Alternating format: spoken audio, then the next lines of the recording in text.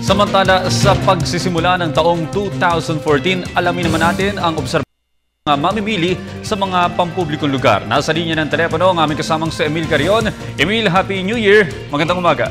Happy New Year, Audrey, at kapansin-pansin. Alam mo, kahapon ay inobserbahan natin ang mga mamimili at mga namamasyal na mga kababayan natin sa mga pampublikong lugar at ganun din sa mga pangunahing mall dito sa Quezon City at iba pang bahagi ng Metro Manila na maluwag ang pagbuhos ng mga tao sa simula. Pero nung bandang hapon na ay medyo dumami na. Pero ang kapansin-pansin dito, Audrey, ay ang mga tao ay hindi nagmamadali. Katulad nung sabi nga natin ay Christmas rush at siguro New Year rush.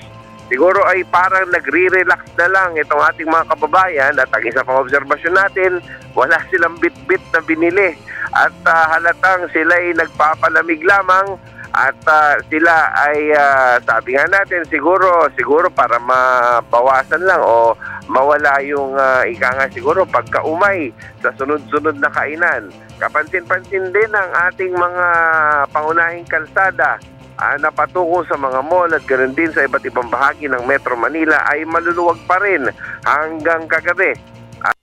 Biyahe rin ng mga airports at mga seaports ay maluluwag pa. Malamang ay talagang inuubos nila ang kanilang mga bakasyon para talagang ang long vacation ay ma-enjoy nila hanggang ngayong simula ng bagong taon.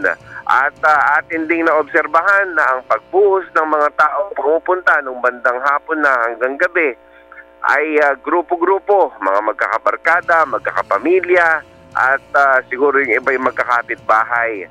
At ang mga seguridad naman, ang mga security forces, ganoon din ang kapulisan, ay talaga nakatutok sa mga mall at sa mga papasok dito at kanilang ini-inspeksyon ng mga gamit. Medyo mahaba ang pila dahil ini-inspeksyon pati mga bag, pati mga supot.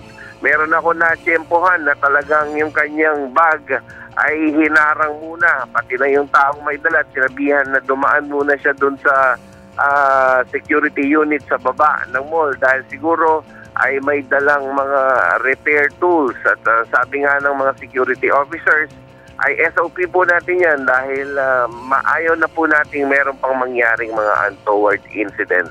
So yan ang ating mga obserbasyon sa labas ng stasyon. Audrey, back to you. Maraming salamat, Emil Carion.